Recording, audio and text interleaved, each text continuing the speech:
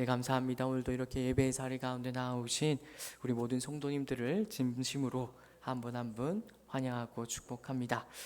더위가 꺾일 것 같은데 꺾이지 않고 계속되고 있습니다. 그래서 많은 분들이 또 다소 지치기 쉬운 그런 나날들을 보내고 있을 거라고 생각을 하는데요.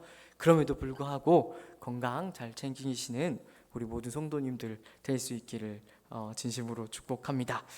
끝날 것 같지 않은 그 시간도 끝이 있죠. 우리의 신앙생활도 또 이 땅에서의 신앙생활도 언젠가 주님 오시는 그날 끝이 나고 우리가 영원한 하나님 나라를 누리게 되듯이 끝날 것 같지 않은 이 더위도 끝나면 반드시 아름다운 가을날이 올 것입니다. 그 아름다운 가을날을 소망하며 하루하루를 기쁨과 감사로 보낼 수 있는 우리 모든 믿음의 성도님들 되기를 진심으로 축복합니다. 계속해서 마태복음 말씀 우리 함께 살펴보기를 바라는데요. 오늘은 특별히 내가 너를 불쌍히 여김과 같이, 내가 너를 불쌍히 여김과 같이라는 제목을 가지고 하나님의 말씀 전하도록 증거하도록 하겠습니다. 우린 계속해서 지금 마태복음에 나타난 예수님의 5설교 중 4번째 설교, 즉 공동체 담화라고 불리는 부분을 함께 자세히 살펴보고 있는 중입니다.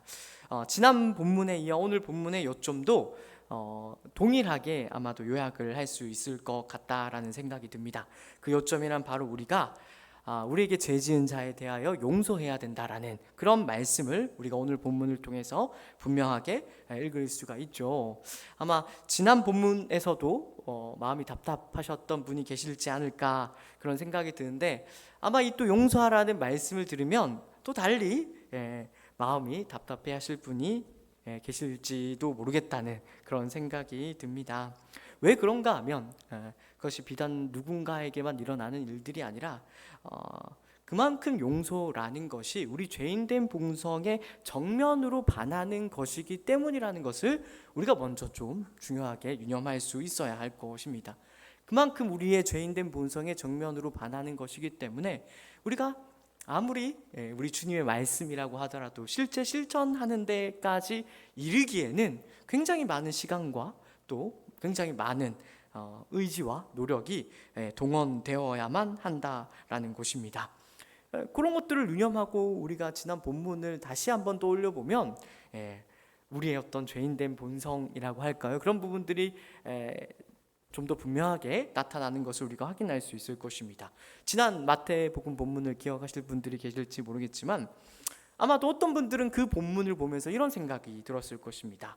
왜 피해를 입은 피해자가 피해를 준 당사자를 먼저 찾아가야만 하는 것일까요? 상처는 내가 받았는데 왜 상처를 준 사람에게 내가 먼저 찾아가서 손을 먼저 내밀어야만 하는 것일까요? 이것은 분명히 주님의 가르침이기 때문에 우리가 중요하게 생각해야 되고 또 우리 삶에서 권위 있게 받아들여야 하는 내용임에 틀림없지만 우리의 죄인된 본성으로는 또 우리의 상식으로는 이러한 말씀이 사실상 실천하기가 쉽지 않다라는 것을 우리가 확인하게 되죠. 분명히 용서라는 것은 좋은 말임에는 틀림없지만 죄인된 우리에게는, 죄인된 본성을 여전히 가지고 이 세상을 살아가는 우리 모두에게는 거의 불가능한 것처럼, 헐 좋은 말에 그치지 않는 것처럼 여겨지기도 합니다. 그런 의미에서 우리가 오늘 본문을 자세히 다루기 전에 이런 질문을 던져볼 수가 있죠. 용서가 좋다라는 것도 알고 용서해야 되는 것도 알겠지만 죄인된 우리가 과연 그 용서를 실제로 실천할 수는 있는 것일까요?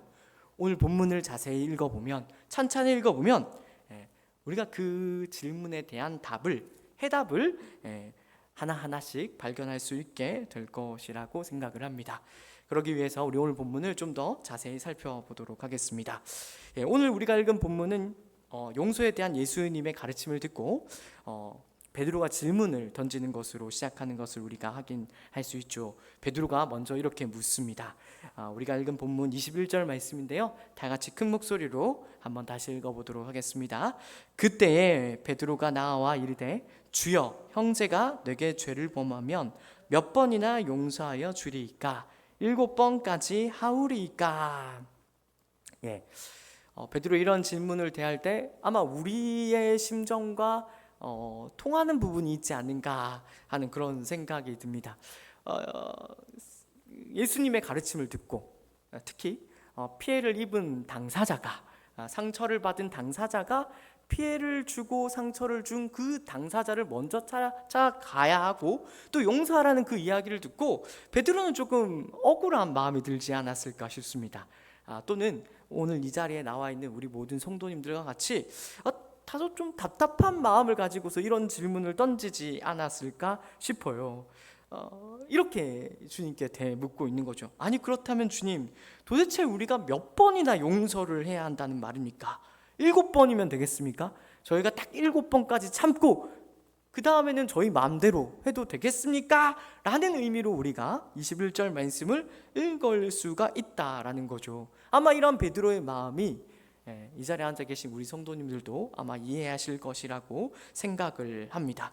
우리도 그런 마음이 들지 않습니까?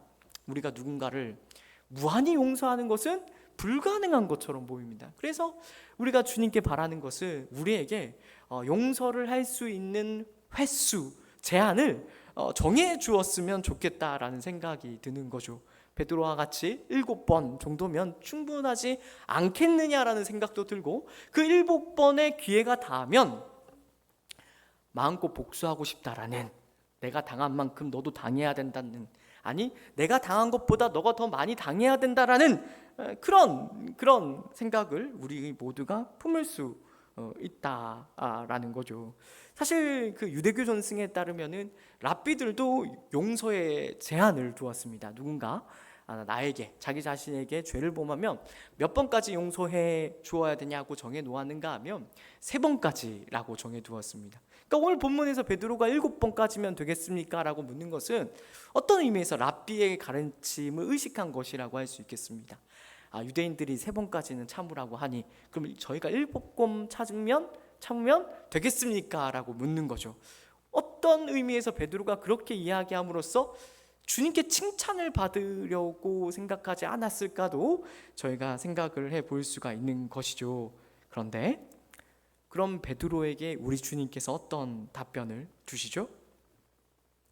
우리가 읽고 확인했습니다마는 베드로에게도 그렇고 이 자리에 앉아있는 우리 성도님들에게도 그렇겠습니다마는 청천벽력과 같은 답변을 주시죠.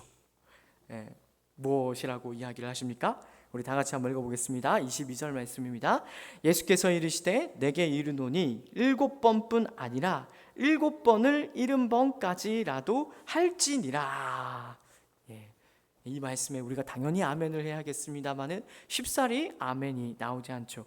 7번을 70번까지라는 말은 77번을 의미할 수도 있고 또 490번으로도 읽을 수 있습니다. 어느 쪽으로도 읽든 어느 쪽으로 읽든지 간에 답답하기는 매 한 가지입니다. 주님께서는 거의 무한히 내게 죄 지은 자에 대하여 용서하라고 말씀하시는 것을 우리에게 이야기하고 있는 것이죠. 이러한 예수님의 말씀을 듣고 우리 모두는 당연히 숨이 턱하고 막힐 수밖에 없을 것입니다. 그 숨이 턱 막게 하는 베드로와 또 이 자리에 있는 우리 성도님들을 앞에 두고 우리 주님께서 이야기를 하나 들려주시죠. 그 이야기가 또 굉장히 놀랍습니다. 어떤 왕에게 10,000달란트 빚진 자가 있다라고 이야기를 하십니다. 10,000달란트라고 하니까 우리는 얼른 그게 어느 정도의 금액인지 와닿지가 않을 것입니다. 그래서 이해하기 쉽게 조금 환산을 해보면 10,000달란트는 20만 년을 일해야 벌 수 있는 금액입니다. 그러니까 20년이 아닙니다. 20년이 아니라 20만 년을 일해야 벌 수 있는 금액이 10,000달란트라는 거죠. 그러니까 우리나라 돈으로 굳이 환산을 하자면 제가 최근 환율을 따져서 계산을 했더니 어느 정도의 금액이 나왔는가 하면 10조가 나오더라고요. 10조. 10조에 가까운 금액이니까 이게 한 사람이 어떻게 애를 써서 갚을 수 있는 금액이 아니다라는 것을 우리가 알 수 있죠. 요컨대 지금 10,000달란트 빚을 졌다라는 것은 한 개인이 무슨 수를 써서라도 갚을 수 없는 금액을 왕에게 빚졌다라고 이야기를 하고 있는 것입니다. 그래서 그 왕이 그 빚진 자를 데려다가 신문 아닌 신문을 하죠. 너 빨리 빚 갚아라. 너 안 갚을 것 같으면 네 몸과 네 가족 다 팔아서라도 이 빚을 갚으라고 이야기를 합니다. 그러니까 종이 어떻게 얘기합니까? 종이 할 수 있는 것은 딱 한 가지밖에 없습니다. 무릎을 꿇고 싹싹 빌면서 왕에게 바짓가랑이를 붙드는 것이죠. 뭐라고 이야기를 하는가 하면 제가 다 갚겠습니다. 무슨 일이 있어도 제가 반드시 다 갚을 테니 내게 참으소서. 제가 무슨 일이 있어도 갚겠습니다 라고 얘기하는 것 말고는 다른 길이 없었습니다.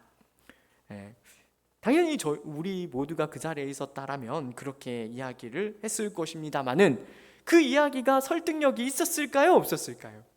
내게 참으소서, 내가 다 갚으리라는 말이 왕에게도 그렇고 오늘 우리에게도 신빙성 있게 들릴까요? 안 들렸을까요? 당연한 이야기입니다마는 20만 년을 일해야 갚을 수 있는 금액인데 당연히 어느 누구도 그 이야기를 들으면 그 종이 갚을 수 있을 것이라고 기대하지 않았을 것입니다. 그래서 그 어느 누구도 믿을 수 없는 그 얘기를 듣고 아무 희망이 없다고 생각했던, 아마도 그 말을 하면서도 그 말을 하는 당사자도 아마 구차한 변명이라고 생각을 했을 것입니다. 그런데 아무 희망이 없는 그 순간에 임금이 어떻게 반응을 하죠?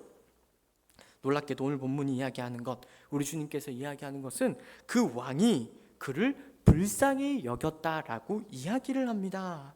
그래서 어떻게 하는가 하면 불쌍히 여긴 데서 그 종의 빚을 완전히 탕감해 주는 것이죠. 그 종은 아마도 로또를 맞은 것처럼 기뻤을 것입니다. 아니죠. 로또랑 감히 비교할 수 없을 만큼 기뻤을 것입니다. 20만 년에 해당하는 임금을 탕감을 받았으니 그 기쁨을 무엇과 비교할 수 있었겠습니까? 그런데 여기서 반전 아닌 반전이 하나 일어나죠. 그 빚을 탕감받고 그 탕감받은 종이 제일 먼저 한 일이 무엇인가 하면 자신에게 100데나리온 빚진 자를 찾아 나서는 것입니다. 여기서 의미심장한 단어가 쓰였다라는 데 좀 주목할 필요가 있는데 헬라어라는 유렌이라는 표현이 쓰였습니다. 이건 그러니까 의도를 가지고 집요하게 누군가를 찾을 때 쓰이는 표현입니다. 그러니까 이 종은 감옥에 갇혀서 그 빚을 탕감받는 순간까지 마음 가운데 무엇을 염두에 두고 있었는가 하면 자기한테 100데나리온 빚진 자를 염두에 두고 있었다는 거예요. 그 종을 용서할 수가 없었다라는 거예요. 그래서 탕감받고 풀려나자마자 그 100데나리온 빚진 자를 찾아가서 멱살부터 잡죠. 이것은 굉장히 그 당시에 모욕적인 언행이라고 할 수가 있습니다. 100데나리온이 그럼 도대체 얼마냐라는 생각이 들 텐데 100데나리온은 앞에 물론 얼른 이미 많은 설교를 들으셔서 알고 계시겠지만 앞에 그 1만 달란트랑은 감 비교할 수도 없는 금액입니다. 그러니까 당시에 노동자들이 하루 일하면 1데나리온을 벌 수가 있었거든요. 그러니까 100데나리온이라는 말은 100일 일하면 벌 수 있는 금액이라는 것입니다. 근데 물론 100데나리온이 그렇다고 작은 금액이라는 것을 이야기하는 것은 아닙니다. 근데 그 앞에 있는 1만 달란트랑 비교하면 감히 비교도 할 수 없는 금액이라는 것을 우리가 알 수가 있죠. 그래서 그런데도 불구하고 그 종이 100데나리온 빚진 자를 굳이 찾아가서 집요하게 찾아가서 멱살을 붙들고 이게 다 너 때문이야. 얼른 내 빚 다 갚아라고 이야기를 하죠.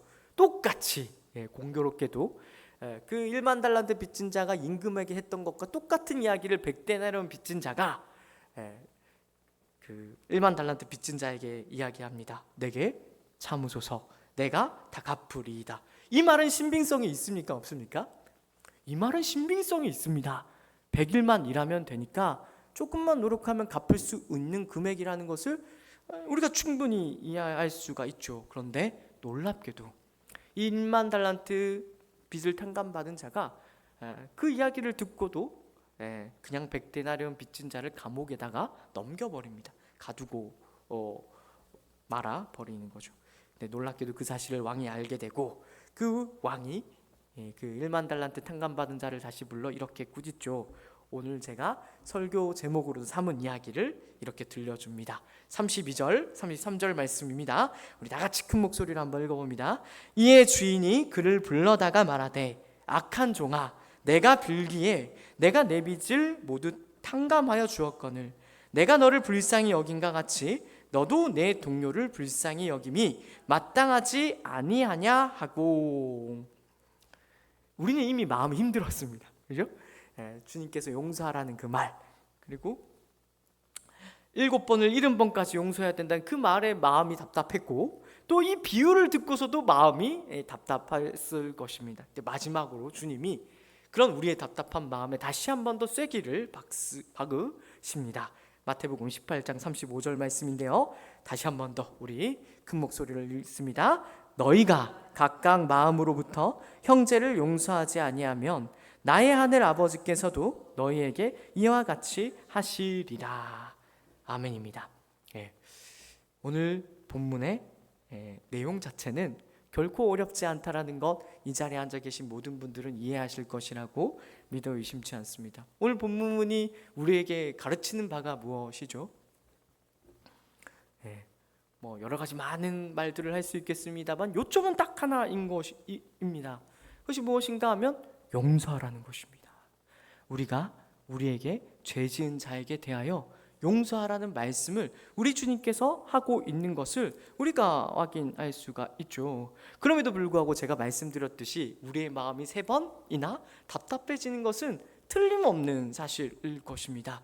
이러한 답답함의 중요한 이유는 무엇인가 하면 이 말씀이 틀렸기 때문이 아니라 이 말씀이 맞다는 걸 알고 있음에도 불구하고 우리가 죄인 되었음으로 말미암아 실제 우리의 신앙생활에서 이것을 실천할 수 없다는 데 있는 것이죠. 우리도 누군가를 용서하고 싶습니다. 내게 피해를 주고 내게 상처를 준 그 상대방을 용서하고 싶은 마음은 있습니다. 그러나 실제 우리 신앙생활에서 그것이 굉장히 힘들다라는 것을 우리 모두는 경험을 하죠. 그러므로 오늘 이 시간 우리가 집요하게 파고들어야 할 질문은 이것입니다. 과연 우리는 누군가를 용서할 수 있는 것일까요? 어떻게 해야 우리는 누군가를 용서할 수 있는 것일까요? 이러한 질문에 답하기 위해서 우리가 3가지 사실을 염두에 둘 필요가 있다는 것을 좀 먼저 생각해 주시면 좋을 것 같습니다. 가장 먼저 첫 번째로 우리가 누군가를 용서하기 위하여 알아야 되는 사실은, 이미 많은 설교를 들어서 알고 계시겠습니다만 우리가 바로 1만 달란트 빚진 자라는 사실을 이미 모두 알고 있으시겠지만 다시 한 번 더 분명하게 확인해야 된다라는 것입니다. 이 사실을 우리가 다시 한 번 더 새삼스럽지만 확인할 때 우리는 누군가를 용서할 수 있는 실마리를 찾게 된다라는 것을 꼭 기억해 주십시오. 우리는 사실 이미 이 자리에 나오신 신앙의 영수가 오래되신 분들은 우리가 하나님 앞에 1만 달란트 빚을 진 자들이고 그 빚을 탕감받았다라는 사실을 너무나도 잘 알고 있을 것입니다. 그런데 놀랍게도 신앙의 연수가 오래되었다는 그 사실이 우리에게는 불리한 조건으로 다가오기도 합니다. 그것이 무엇인가 하면 우리의 죄가 1만 달란트나 되는 우리의 죄가 탕감받았다라는 것이 무미건조하게 여겨질 수 있다라는 것이죠. 우리는 오늘 이 본문을 통하여서 그러한 무미건조함을 깨뜨릴 수 있어야 될 것입니다. 때때로 우리가 오직 믿음으로, 오직 은혜로 구원받는다라는 것을 너무나 당연하게 생각을 합니다. 물론 처음부터 그러진 않았을 것입니다. 죄인된 우리가 하나님의 놀라운 은혜로 말미암아 예수 그리스도의 십자가 사랑을 통하여 구원받았다는 그 놀라운 진리가 처음에는 그 무엇과도 비교할 수 없는 감격으로 다가왔을 것입니다. 그러나 시간이 흐르면 흐를수록 우리는 이것을 너무나 당연하게 생각하죠. 이것을 너무나 당연하게 생각한 나머지 이것이 별일 아닌 것처럼 여겨질 때도 많이 있는 것이죠. 예수를 믿어 우리는 구원을 얻었습니다. 예수를 믿어 우리는 영생을 선물로 받았습니다. 하지만 그럼에도 불구하고 우리는 이것에 온전히 만족을 하지 못합니다. 기도의 자리에 나와서 우리가 가장 많이 부르짖는 것이 무엇입니까? 사실 우리가 주님께서 우리에게 주신 구원, 주님께서 우리에게 주신 영생의 크기와 그 가치를 진정으로 안다면 우리의 기도 전반은 기쁨과 감사로 점철되어야 오를 것입니다. 그러나 놀랍게도 우리가 기도의 자리에 나와서 가장 많이 하는 기도는 주님, 그래서 예수 믿은 우리에게 무엇을 주실 것인가요? 어떤 문제를 해결해 주실 것인가요? 나 지금 굉장히 고통스럽고 힘든데 언제 이 문제를 해결해 주실 건가요? 같은 것들을 묻게 되고 간구하게 되는 것이죠. 오해가 없으시기를 바랍니다. 이런 기도가 나쁘다라는 것이 아니라 그런 기도를 드릴 때에도 주님께서 우리에게 허락하신 구원이, 주님께서 우리에게 선물로 허락하신 영생이 얼마나 크고 놀라운 것인가를 우리가 알고 있느냐를 지금 묻고 있는 것입니다. 언젠가 거지 나사로와 부자 비유를 제가 설교했던 것이 기억이 납니다. 그 비유에서 가장 중요한 요점이 무엇이라고 이야기를 드렸습니까? 그것은 단순히 예수를 믿으면 천국 가고 예수를 안 믿으면 지옥 간다를 가르치기 위하여 예수님이 그 비유를 들고 오신 것이 아니다라고 제가 말씀을 드렸습니다. 그 비유의 놀라운 요점은 뭐냐면 우리가 받은 구원의 가치가 얼마나 놀라운 것인가를 예수님께서 매우 생생하게 비유를 들어 가르치신 것이라는 것을 알아야 된다는 거죠. 그 비유의 요점이 뭐라고요? 부자는 이 세상에서 모든 것을 가진 자로서 등장을 합니다. 남부러울 것이 하나도 없는 자로서 묘사되어지고 그려집니다. 날마다 잔치를 벌입니다. 날마다 잔치를 벌이고 기쁨과 웃음소리가 마를 날 없는 그런 인생을 이 세상 살아가는 동안 꽉꽉 채워서 살다가 죽음에 이르게 되는 것이죠. 반대로 나사로는 어떻습니까?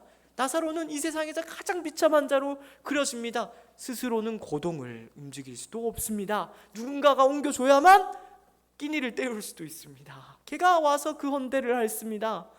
이 세상에서 가장 비참한 인생을 살지만 죽었습니다.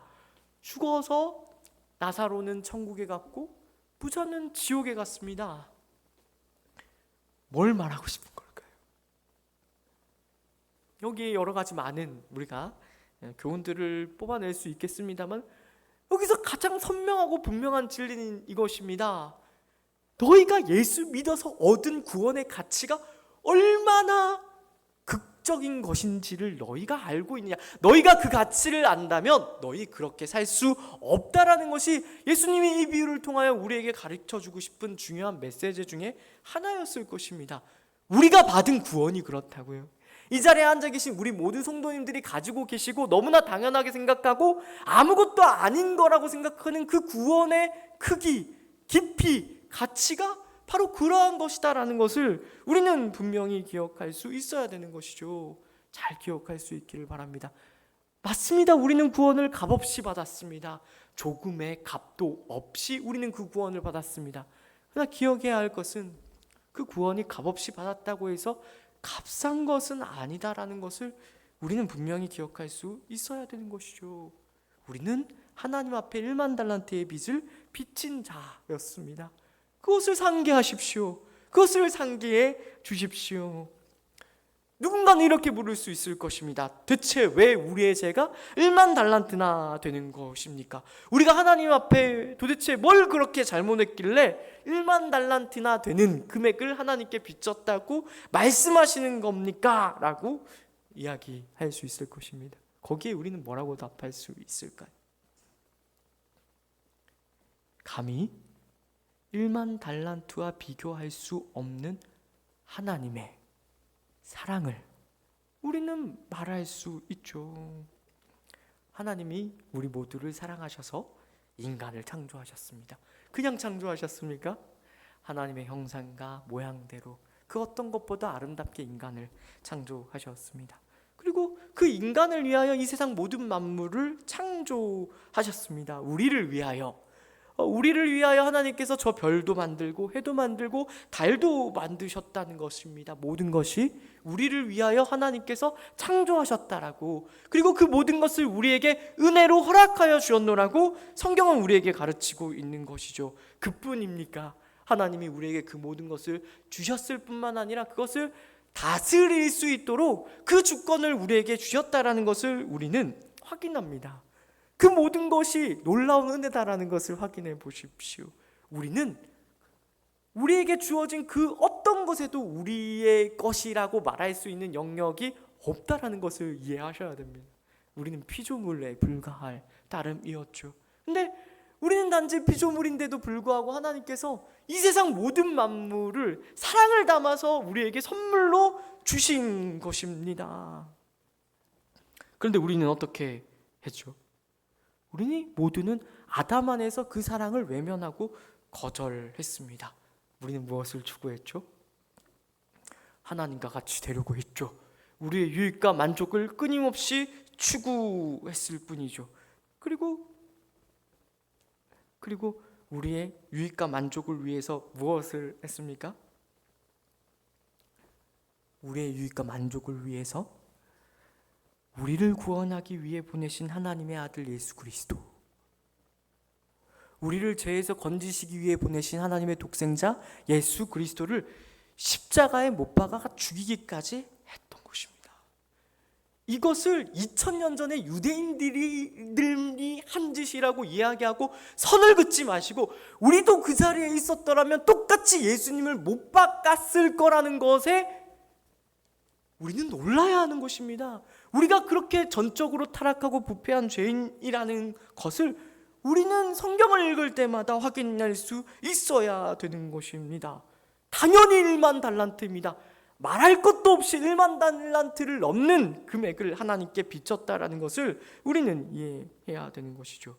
하나님은 우리에게 대하여 모든 것을 아낌없이 주셨음에도 불구하고 심지어 자기의 독생자 예수 그리스도를 이 땅 가운데 우리를 위하여 보내셨음에도 불구하고 우리는 조금도 하나님께 감사하지 않습니다. 우리는 조금도 하나님을 기뻐하지 않습니다. 우리는 조금도 하나님께 영광을 돌리려 하지 않습니다. 우리는 가만히 내버려두면 전부 다 어디로 달려가죠? 나의 기쁨과 나의 만족과 나의 유익을 향해 달려나갑니다. 하나님을 제대로 알지 못했을 때를 우리가 생각해 볼 필요가 있죠. 우리가 그렇게 죄인이라는 것을 우리가 생각할 수 있어야 되는 것입니다. 제가 아는 영화에 유명한 대사가 있죠. 호의가 계속되면 권리인 줄 안다 라는 그런 대사를 제가 어디서 들었는데, 당연한 것이 아닙니다. 우리가 이 세상을 살아가면서 누리고 있는 것들 중에 그 어떤 것도 당연한 것은 하나도 없다라는 것을 우리는 확인해야 됩니다. 그런데 당연하지 않음에도 불구하고 우리는 하나님이 당연하지 않다고 생각을 합니다. 하나님의 존재를 의심하고 하나님을 우리 인생의 중심으로 삼지도 않으며 하나님을 바라보지도 하나님을 사랑하지도 않은 것이죠. 심지어 예수를 믿은 이후에도 마찬가지입니다. 예수를 믿은 이후에도 우리는 하나님을 어떻게 생각합니까? 잊고 삽니다. 잊고 삽니다. 잊고 살아도 괜찮은 줄 알고 일주일 동안 잊고 살다가 주일에나 기억이 나서 예배 자리에 나온 줄도 모르겠습니다. 그러다가 힘들고 어려운 일이 닥치면 그제서야 하나님을 긴급하게 찾죠. 하나님, 뭐 하고 계십니까? 제가 이렇게 힘들고 어려운 일을 당하고 있는데 왜 저를 안 도와주십니까? 하면서 하나님께 간절히 기도를 하죠. 거칠게 이야기해서 제가 거칠게 이야기하는 것을 용서해 주시고 들어주시기를 바랍니다. 우리는 그러니까 예수를 믿은 이후에도 여전히 나의 유익과 만족이 최고 중요한 것입니다. 하나님은 그저 이용하고 싶을 뿐인 것입니다. C.S. 루이스가 이런 이야기를 했다고 하죠. 우리가 하는 기도를 잘 생각해 봐라. 그 모든 기도들이 결국은 하나님을 찾지 않게 해달라는 기도가 아니냐라고 이런 이야기를 했는데 정말 맞는 이야기라고 생각이 됩니다. 그런데도 우리 죄가 1만 달란트가 아닙니까? 그런데도 우리 죄가 1만 달란트가 안 된단 말입니까? 결코 그렇지 않다라는 것을 확인해 주십시오. 그런데 그런 죄인임에도 불구하고 하나님께서 그런 우리를 긍휼히 여기셔서 독생자 예수 그리스도를 보내셨다라는 것을 깊이 생각해 주십시오. 하나님이 우리를 불쌍히 여기셔서 예수 그리스도를 십자가에 못 박으셨다라는 그 놀라운 사실을 만약에 무덤덤하게 느껴진다면 얼른 그 무덤덤함을 깨칠 수 있기를 바랍니다. 그 사랑이 얼마나 크고 놀라운지, 그 사랑이 얼마나 헤아릴 수 없고 측량할 수 없는 것인지 다시 한 번 더 그 십자가를 생생하게 바라볼 수 있게 되기를, 그 시력을 회복할 수 있게 되기를 진심으로 축복합니다. 누구든지 십자가에 달리신 예수 그리스도를 믿으면 영생을 얻습니다. 하나님의 사랑으로 나타나신 그 예수 그리스도의 십자가를 우리가 알고 믿을 때 우리는 영생을 얻습니다. 그 구원의 가치를 분명히 깨달을 수 있게 되기를 바랍니다. 영생이 무엇입니까? 영생이 무엇입니까? 혹자가 영생이라고 하니까 이렇게 오해를 하더라고요. 영원히 살아가는 거 아니냐고. 예수님께서 영생이 무엇인지 친히 정의하셨죠. 영생은 하나님과 그의 보내신 자 예수 그리스도를 아는 것이라고 정의하셨습니다. 아는 것이 무엇일까요? 친밀히 교제하는 것입니다. 하나님과 그의 아들 예수 그리스도와 함께 영원한 친밀한 사귐의 교제를 영원히 누리는 것, 참된 기쁨과 만족을 누리며 영원히 살아가는 것, 그것이 바로 성경은 영생이라고 정의하고 있다라는 것입니다. 우리 모두가 이 시간 우리가 과연 누군가를 용서할 수 있을까라는 질문 앞에서 이 사실을 분명히 붙들 수 있기를 바랍니다. 우리는 원래 1만 달란트 빚진 자였습니다.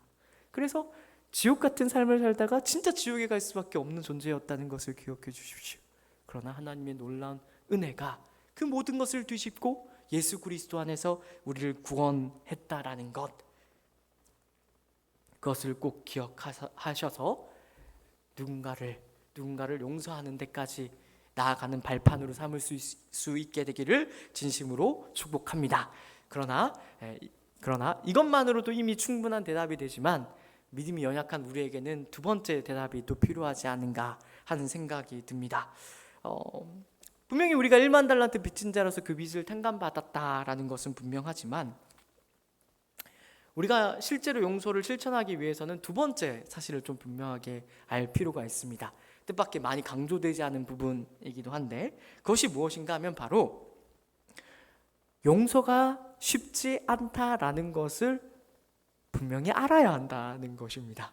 어떤 점에서 싱겁은 대답이 아닌가라고 생각할지 모르겠지만 뜻밖의 오늘날에는 이 사실을 분명히 하는 것이 굉장히 큰 도움이 됩니다. 오늘 본문만 우리가 자세히 보더라도 그렇죠. 오늘 본문을 비교하면 100데나리온은 큰 금액입니까? 작은 금액입니까? 이 자리에 나오신 누구라도 100데나리온은 작은 금액이라고 대답을 하실 것입니다.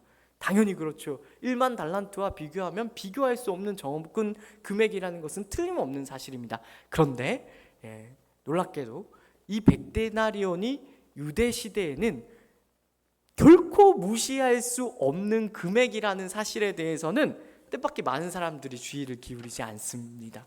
100데나리온은 당시 유대 시대의 상황을 따진다면 결코 작은 금액이 아닙니다.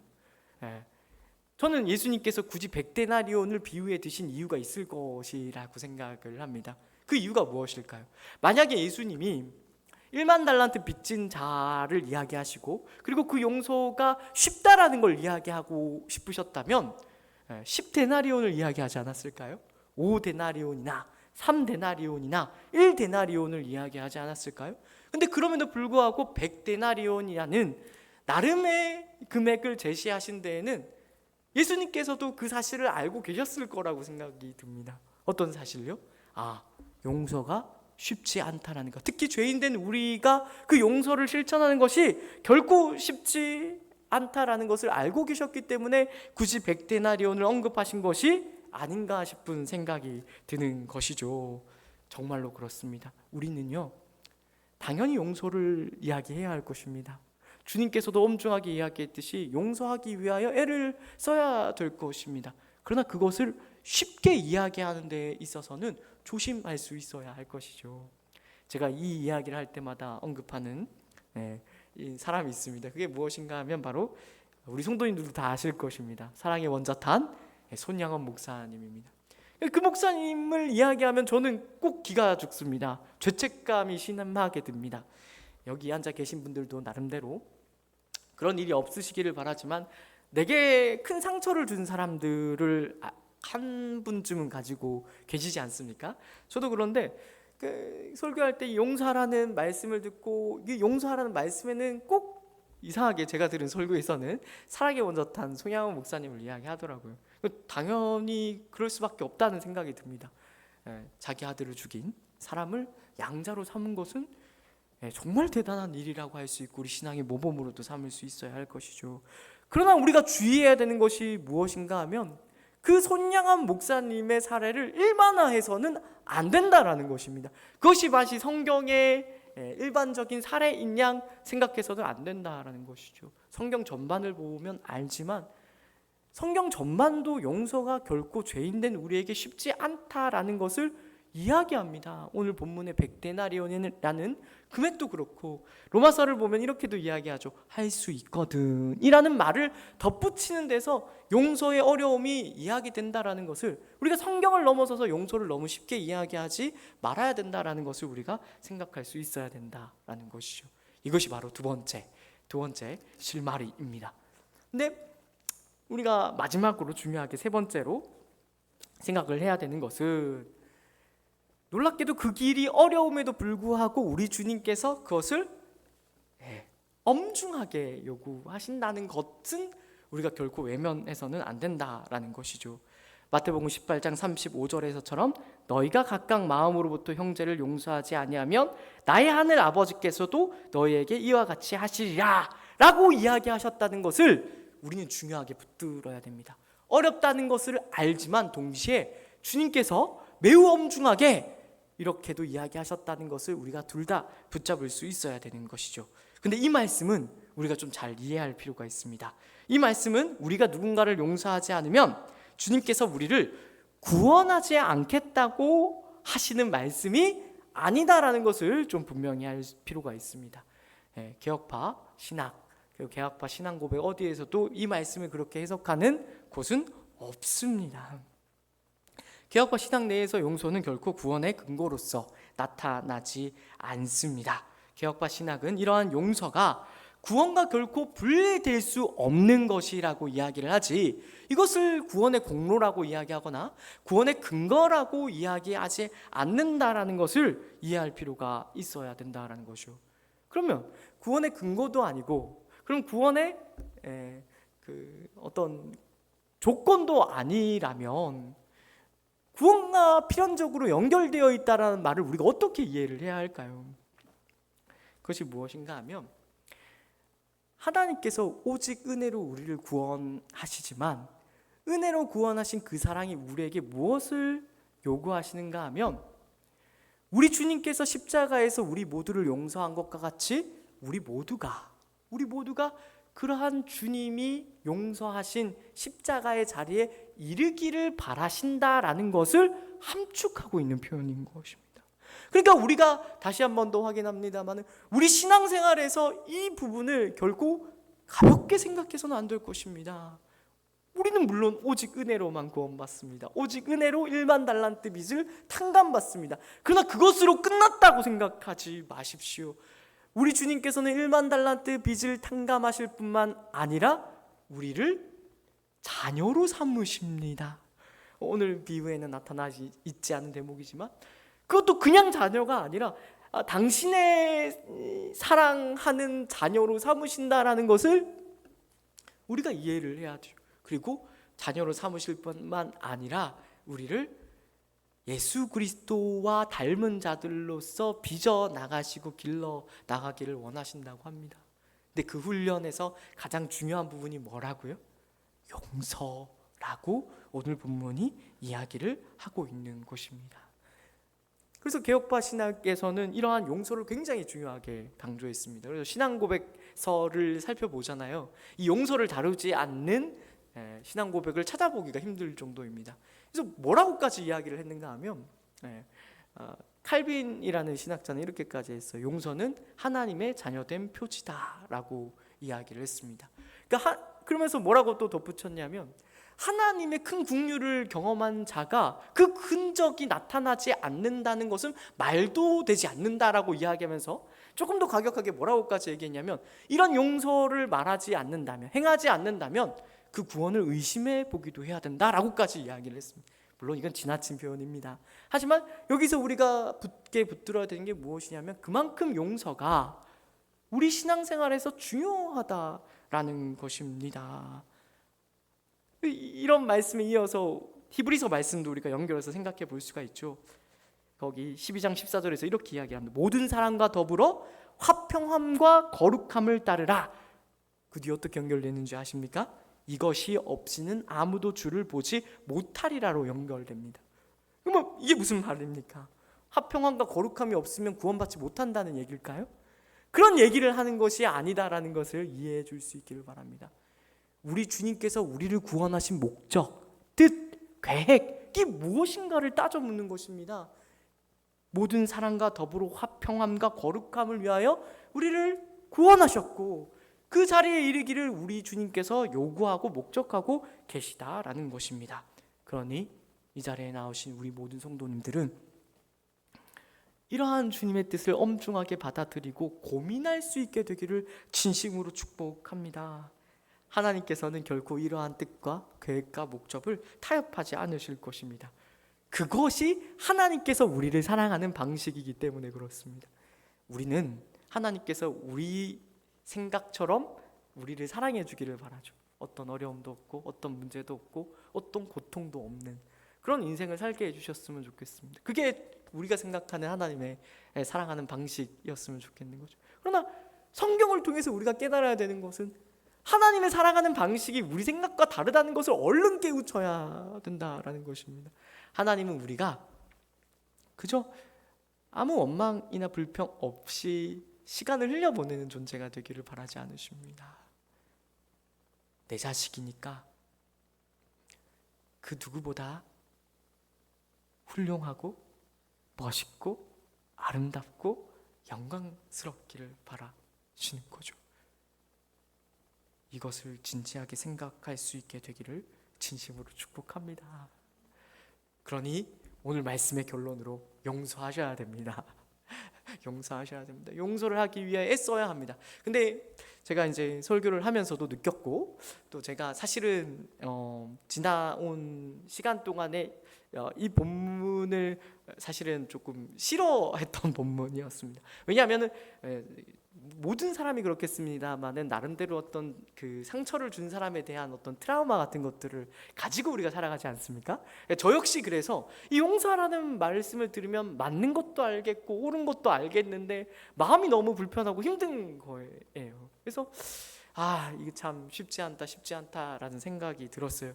근데 이제 오늘 본문 말씀을 또 연구하고 또 깨닫게 된 것이 있는데, 용서라는 것이 무엇인지가 연구하면서 좀 더 분명해지더라고요. 우리 성도님들은 용서가 무엇이라고 생각합니까?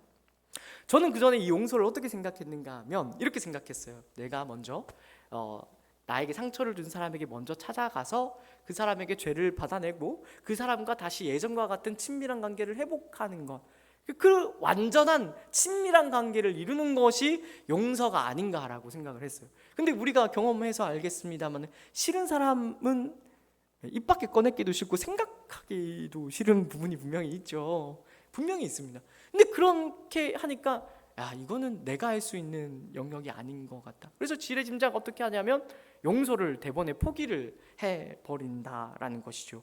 근데 놀랍게도 성경에서 용서라는 단어를 그 용례를 찾아봤더니 놀랍게도 이 용서라는 용례가 어떻게 나타나는지 아십니까? 놀랍게도 굉장히 현실적인 정의로서 제시되는 거예요. 그게 뭐냐면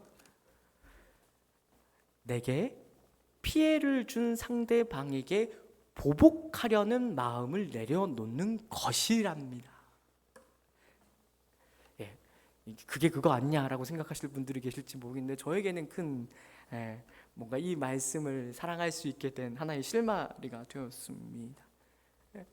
로마서의 그 용례가 더 나오는데 로마서에서 용서를 어떻게 생각하냐면 이렇게 이야기를 하는 거예요. 악을 악으로 갚지 않는 것, 친히 원수를 갚지 않고 하나님의 진노하심에 맡기는 것, 원수가 줄이거든 먹이고 목마르거든 마시게 하는 것, 그것을 용서라고 성경은 이야기를 한다라는 것입니다. 물론 용서라는 단어는 신축성이 있기 때문에 그보다 넓은 의미를 가지고 있기는 합니다만은 성경이 말하는 주된 용서의 본질적 의미는 바로 이거라는 거예요. 내가 진 빚을 어떻게든 받아내려고 하는 그 마음을 내려놓는 것을 용서라고 이야기를 한다라는 거예요. 실제로 하이델베르그 교리문답을 쓴 저자 중에 한 명인 자카리아스 우르시누스라는 신학자가 이걸 이렇게 이야기를 했더라고요. 뭐라고 했냐면 그 주석에 보면 이제 그 부분을 주석하면서 이렇게 이야기를 해요. 어떤 반론을 제시하면서 이렇게 이야기를 합니다. 상처받은 일을 계속 기억하고 복수하고 싶은 욕망을 가진 사람은 참된 용서를 실천한 사람으로 보기는 어렵지 않은가? 그런데 우리 모두에게는 상처의 기억과 복수하고 싶은 욕망을 지니고 있다.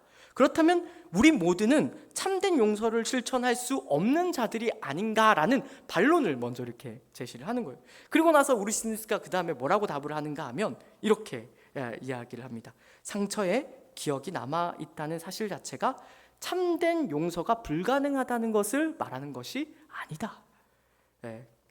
상처의 기억이나 복수심의 잠재가 남아있더라도 그것을 품어 기르지 않고 그 잔재에 저항하고자 한다면 참된 용서일 수 있다라고 이야기를 한 것입니다.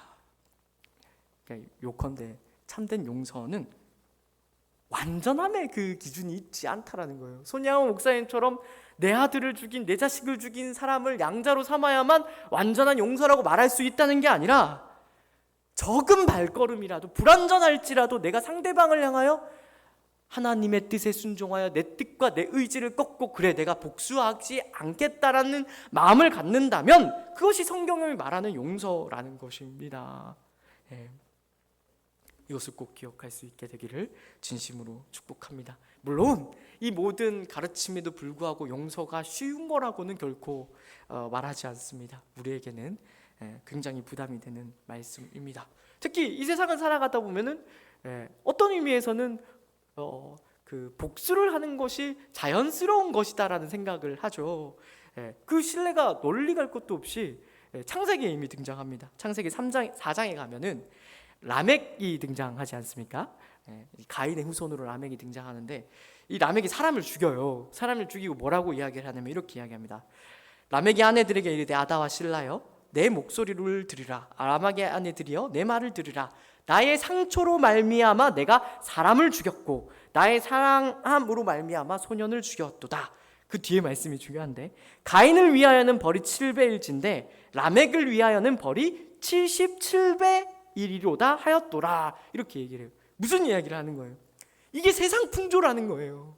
나한테 상처 주고 나한테 못되게 굴고 나한테 고통 줄 사람에게는 얼마든지 상대방에게 복수해도 괜찮다라는 거죠. 얼마든지 상대방을 죽여도 괜찮고 죽어도 마땅하고 죽어도 싸다라고 말하는 게 세상의 풍조라는 거예요. 우리가 성경에 머물지 않고 세상을 바라보면 그래 내가 이런 마음 갖는 게 뭐가 나빠? 나도 누군가에게 복수할 수 있지. 복수하는 게 왜 나빠? 라는 생각에 물들 수 있다고요. 그러나 잘 기억하십시오.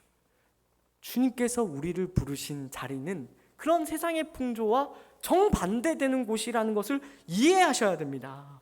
여기서 라멕이 77배라는 말을 하지 않습니까? 이 77배가 오늘 본문에서 예수님이 말씀하신 7번의 70번씩이랑 똑같은 표현입니다. 성경 전체에서 딱 2번 나오는데 예수님이 라멕의 말을 뒤집으신 거예요. 세상은 끊임없이 복수해도 괜찮다라고 말하지만 주님은 뭐라고 이야기하신다고요? 정반대로 이야기하십니다. 아니 너희는 무한대로 용서해야 된다. 내가 너희에게 대하여 무한대로 용서했듯이 너희도 너희의 이웃에게 대하여 너희에게 죄를 지은 자에 대하여 용서할 수 있어야 된다라고 이야기를 하고 있는 것입니다. 용서는 쉽지 않은 일이지만 용서는 정말 쉽지 않은 일이지만 이 시간 우리가 결단할 수 있게 되기를 진심으로 축복합니다. 악을 악으로 갚지 않기를, 내 마음 가운데 있는 복수의 칼날을 내려놓기를.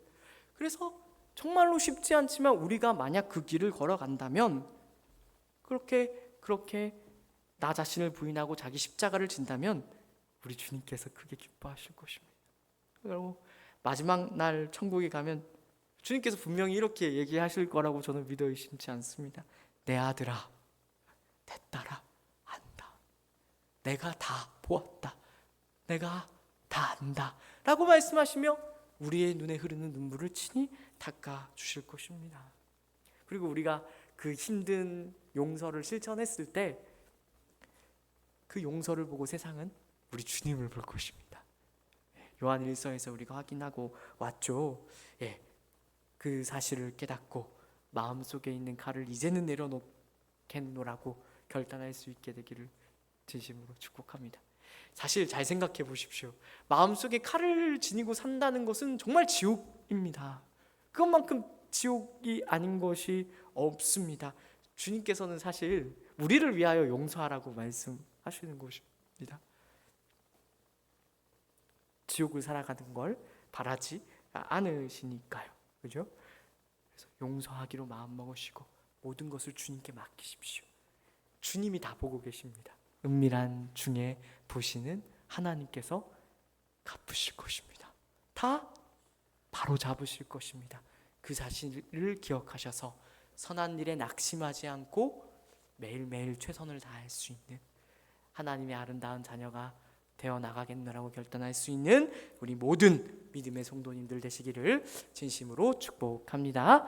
기도하겠습니다. 사랑 가운데가 많으신 하나님 아버지 은혜를 감사합니다. 오늘 말씀을 통하여 주님이 십자가에서 우리를 어떻게 용서하셨고 사랑하셨는가를 다시 한 번 더 깨닫습니다. 그 무한하신 사랑을 우리가 때때로 많이 잊고 살았음을 부끄럽지만 고백합니다. 우리도 그 자리에 있었으면 주님을 죽였을 것입니다. 그러나 주님께서는 그 십자가에서도 우리를 위하여 기도하셨다라는 놀라운 그 은혜를 우리로 잊지 않게 하여 주옵소서. 주님이 십자가에서 기도하셨죠. 아버지여, 저들을 사하여 주옵소서. 자기들이 하는 것을 알지 못함이니이다. 알지 못함이니이다. 그 주님의 음성이 오늘 우리에게도 들려 우리 마음속에 있는 복수의 칼날을 내려놓을 수 있는 자들이 되게 하여 주옵소서. 우리가 하나님 안에서 놀라운 사랑을 받아 누리고 있다는 사실, 놀라운 빚을 탕감받았다는 사실을 분명히 깨달아 알아. 이제는 우리가 우리의 이웃을 사랑하는, 용서하는, 품을 수 있는, 그리하여 하나님이 어디에 내놓아도 부끄럽지 않은 자녀로 빚어져 나가기로 결단하는 우리 모든 믿음의 성도님들 되게 하여 주옵소서. 우리 주 예수 그리스도의 이름으로 기도드립니다. 아멘. 지금은 우리 주 예수 그리스도의 은혜와 하나님 아버지의 놀라우신 사랑하심과 성령 하나님의 위로 인도 교통 충만하심의 역사가 이제는 1만 달란트 빚을 탕감받은 자로서 우리에게 대하여 100데나리온 빚진 자를 용서하기로 결단하는 모든 주의 사랑받는 자녀들 위해 이제로부터 영원까지 함께 있을지어다. 아멘.